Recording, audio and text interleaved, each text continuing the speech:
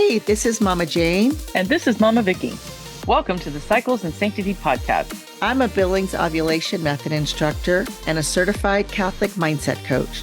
And I'm a labor and delivery nurse, an IBCLC, and a La Leche League leader.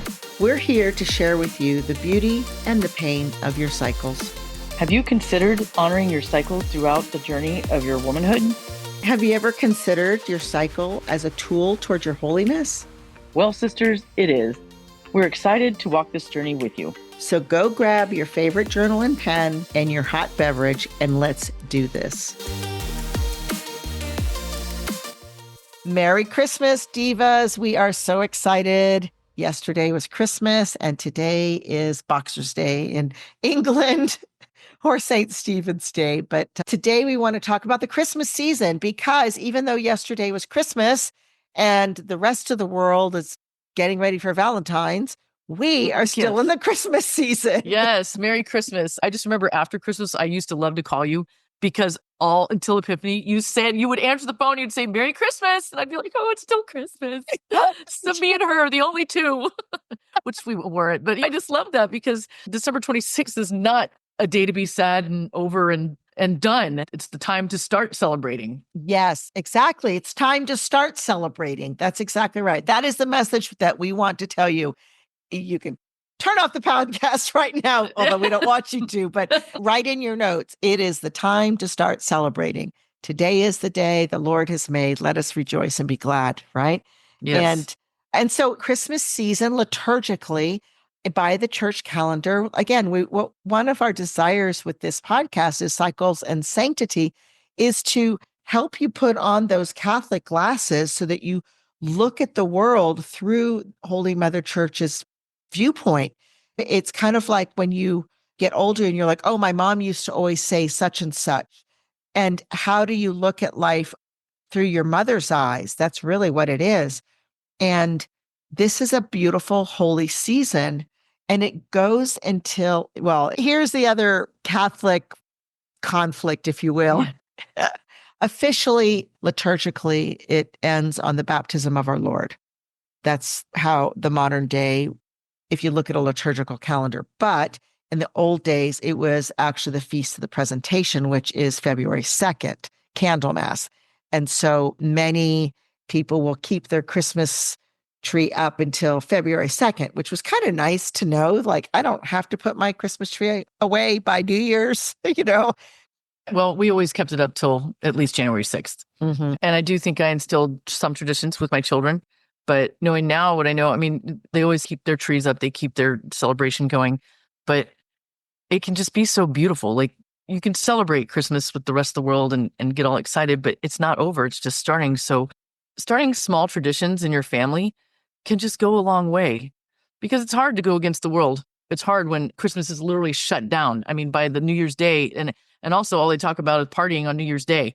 Like, we celebrate supposedly the birth of Christ, and then the next thing is like, party. Yeah.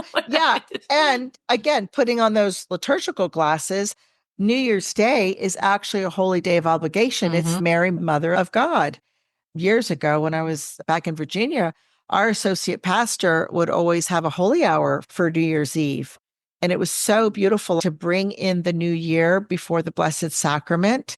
And then when I moved here, there was a couple of years, there was a priest that used to do that. And a friend of mine had told me about it, and I was able to go celebrate with him for that holy hour. And then it was interesting. Last year, I go to a church that has perpetual adoration. So you have a key code. And so I thought, oh, that's what I'm going to do this year. None of the kids were here and whatever. And I just so happened, it was so funny because one of my goddaughters and her sister and her husband came, and we were the only ones here. And I was like, let's sing some praise and worship. And that so awesome. Oh, it was beautiful. My goddaughter is an amazing singer. And so she just kind of got online and sent us the words, because a lot of times I'm like, oh yeah, I sort of know that word, and it was just such a beautiful way to celebrate New Year's. And that's just another point I want to bring up. So often with adoration, you go in and it's very somber. People are very quiet. Like, you're like, I don't even want to like breathe too hard because this is a silent place. And it is a place of reverence and respect. But it's also okay to go and celebrate. It's a joyful thing. Jesus wants us to celebrate and be happy in his presence. So it doesn't always have to be this somber, quiet prayer thing. I think that would be an amazing experience to go and sing and worship at adoration for a while. Yeah. And that's the thing. I think if listeners are new or they're new in the journey or they haven't walked the journey, like we talked about, like how our Catholic faith has grown over the years. I mean, Christmas can be so beautiful. Like it's so dark. I mean, no matter where you are, it could be hot or cold. It's still dark. And so just keeping the candles up and the pretty lights and having prayer time with just candlelight, even if you just say grace at dinner, whatever, you can just keep these beautiful traditions going and the hope and the love of the Christmas season. Yeah, yeah, absolutely. And then one of the reasons why the church in her wisdom has what we call a liturgical calendar is to teach, is to catechize her children about the faith, about Jesus Christ. And it's one of the things I always say about the rosary is like, the rosary is Jesus and Mary's TikTok pictures. It's their life. It's, like or Facebook, how like Facebook comes back and it comes like Praise and memories. yes. That's exactly right.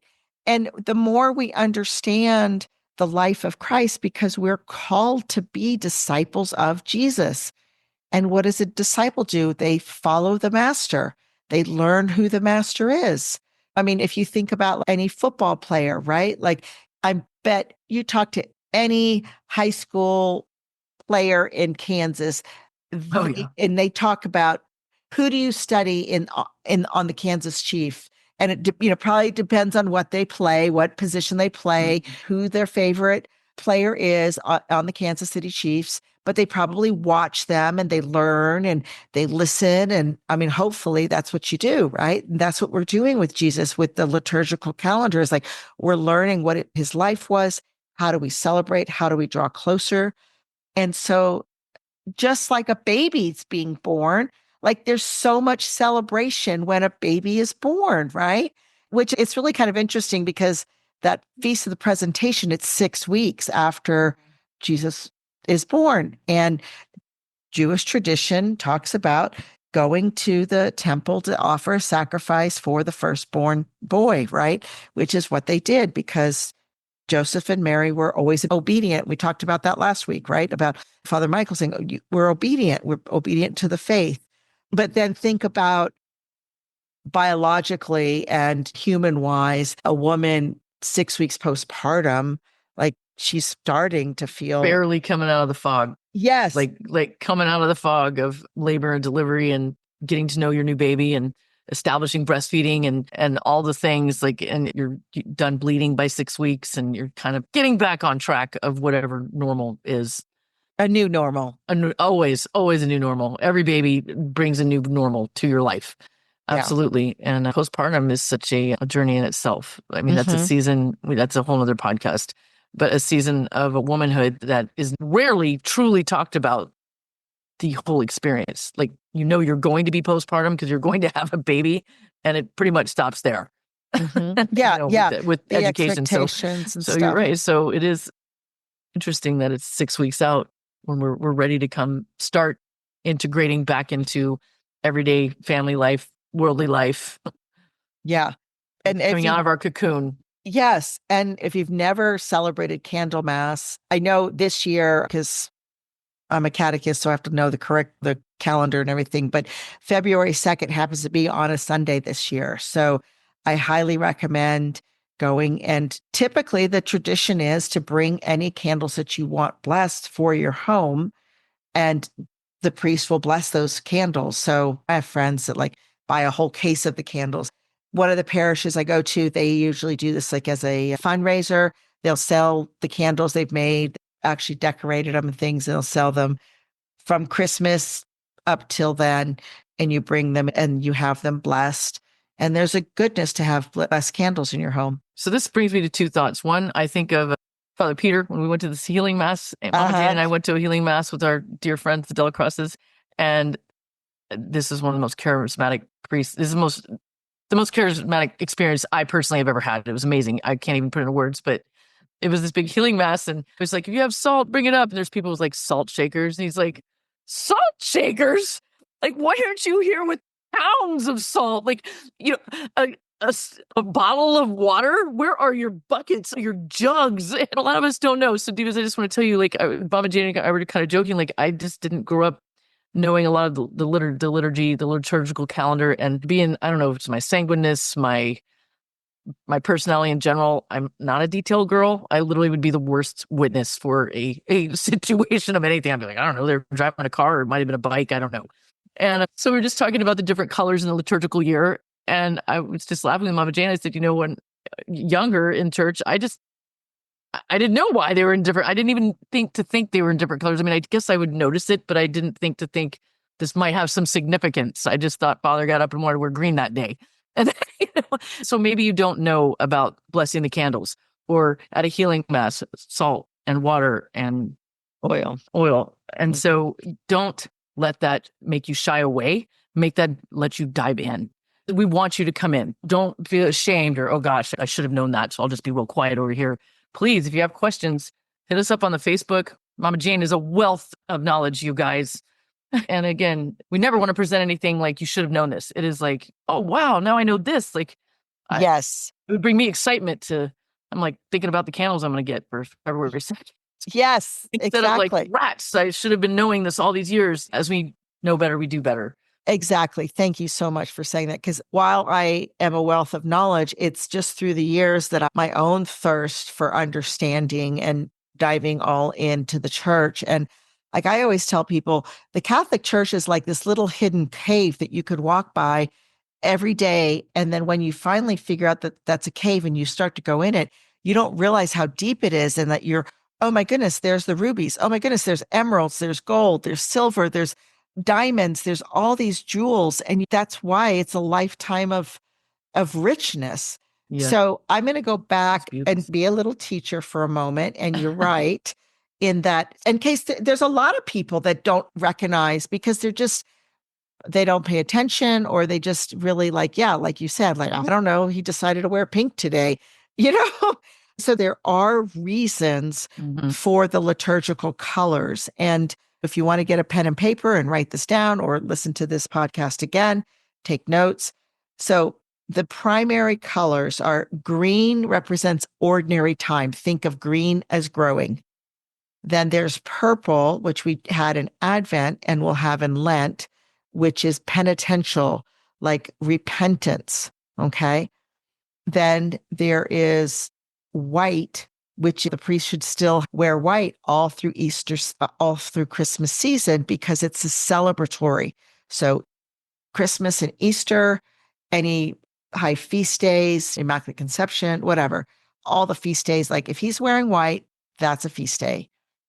Now that I've said that, this is going off the top of my head, but pink, there's typically he only wears pink twice a year, one Sunday in Lent, which is the rejoicing, the praise Sunday. It's usually the fourth Sunday of Lent, kind of a reprieve, like it's coming.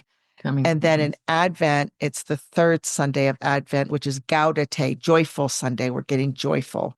And then red is on Pentecost. And also during weekday masses, if a priest wears red, it's because of a martyrdom. So any martyrs. And then blue is for Our Lady. Of course, Our Lady's color is blue. And again, think about, like, why does he wear the colors, and why do we decorate the altar with these colors? Is that it kind of it clues us. We worship with our whole bodies. We worship with our sight. All the senses. That's right. And so when you see a yellow light, when you're driving, you know to slow down. And so that's what it does. It teaches, like, again, Holy Mother Church is always called to teach and to guide and to train you up towards, and the path you're training towards heaven. And so when I started understanding the liturgical seasons, that's why it makes sense. And as a catechist, I've always taught according to the liturgical season, just made it easy. It's like, well, today's All Saints Day. We're going to talk about saints. Okay, now we're going into Christmas season. What are we talking about? We're talking about the baby, the fact that Jesus Christ was a baby in the infancy, and the time period of the infancy, and all the things that happened during his infancy, and Our Lady. I just want to reinforce that you're never too late to class. Yes, the exactly. Catholic teacher wants to teach you you're never too late to class, ever. And ever. I'm always learning. I'm Yes. always learning because I tell people I'm not a theologian. I did not Right. go to school for theology. I am a catechist and evangelist because I have taught, and really, I taught my kids. I learned alongside my kids for 18 years as a homeschooler, but then also I've done lots of reading and lots of experience.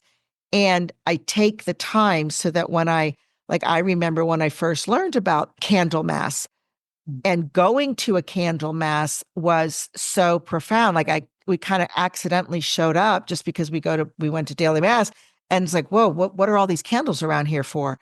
And then, oh, this is candle mass. So again, it's the experience. You Yeah. And learn by doing. yes. And I guess I'm going to share a little note. My daughter Claire, who's Who's pretty amazing. Who's devout in her little self, but she's got two really good friends that are Protestant and they go to a big, giant, I want to not call it like a party denominational. church. Yeah. Not it. So she went with them and we were talking about it and she was like, it's just so different. Like, I don't know how to explain it. I was like, well, you can consider that as like your party side, because they're worshiping Jesus. It's not a bad thing. I said, and then, and I guess I'm going down this road because she's like, well, Catholics were so much more serious. And I said, I just told her we have more traditions, I don't want to call it rituals, but we have liturgical celebration and it keeps us, I don't know, in line. But we just talked about, and she was funny. She's like, oh, I don't want to be Protestant. I mean, I'm good. But she was just observing the differences. And sometimes the Catholic Church can feel like if you don't know, you're not cool or you're not in, or, oh my gosh, you should know, that feeling of like, so don't, I touch on this every time because I had a lot of struggle with that coming back into the church and learning all the things to be intimidated by it. But it is not a thing of intimidation.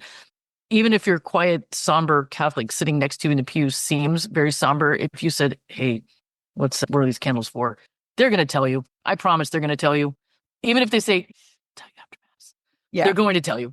They're going to help you. I personally have not come in contact with a faithful, true Catholic that is going to shun you or look at you crazy. I mean, they just don't. Kind of like, I love to be in church when I see young families and they're struggling with their babies and the toddlers that aren't tolerating the mass, or, and they're embarrassed to walk out. And I'm just always kind of give a thumbs up or a little heart, like, you're doing it. You guys are doing it. These are tough times. And, many, many priests, they always acknowledge that. They're like, they'll hear a baby crying. They'll be like, my favorite sound. Right. So just, Yeah. that's what I'm saying. Like, just as we welcome the children, we're all children of God, no matter how old we are. So don't be intimidated by the things you don't know. Dive into it.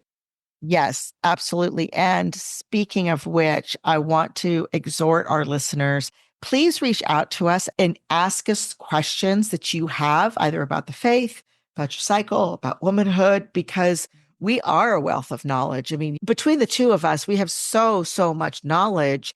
And sometimes we don't know what you have a wonderment about. So we have next year's plan of the podcast. But again, we're sanguines. We're always willing to adjust. So if there's something that you would like us to discuss, you're kind of confused, maybe it's about the faith, maybe it's about mass, maybe whatever, or about NFP, about Breastfeeding, pregnancy. menopause. And it's by the grace of God, you guys. We're not over here pontificating that. Yeah, we do have wisdom, but by the grace of God. So please know that God is working through us. Yes, So that we can all absolutely. work together. We want to help you where our desire is, again, learning, growing, becoming the best version of yourself, because we know that each and every one of you is unique and unrepeatable. God thought of you. God loves you. God died for you. God rose from the dead for you so you can be happy with him in heaven. And we just want to help you on that journey, however that looks like, whether it's helping you carry your cross while you're waiting or celebrating because of the good things that God has given you, or helping you to figure out the struggles or the confusion that you have. Or celebrating something. That's right. Or sharing something with us that we might not know or would love to hear about. Tell us about your candle mass or your healing mass or your discovery, something that you didn't know about our faith and you've learned. So we're here for it. All of it. Yes. We're ready. Yes. And we are looking forward to next year. I cannot believe that the next podcast is going to be 2025. I know, it's crazy. This is As great. time goes fast. So, Divas, please build your own traditions. Don't let Christmas be over on the 26th. And you don't have to go big. You don't have to get all the celebrations. Just one little thing at a time. Or you can go big, but usually baby steps are more maintainable. That's right. That's right. Go So slow to go love you. fast. Merry Right? Christmas. Merry Christmas. Merry God bless you all. Christmas. All right. Bye-bye, See you next Divas. year. Well, Catholic Divas, if you have enjoyed this episode, we really want to encourage you and invite you to like, subscribe, review, but most of all, share this podcast. We are so close to 10,000 downloads, and we're just so excited, and we want to invite you to just share the good news. Let your friends and family know that we have this podcast. If it's helped you, maybe it'll help someone else. Thanks.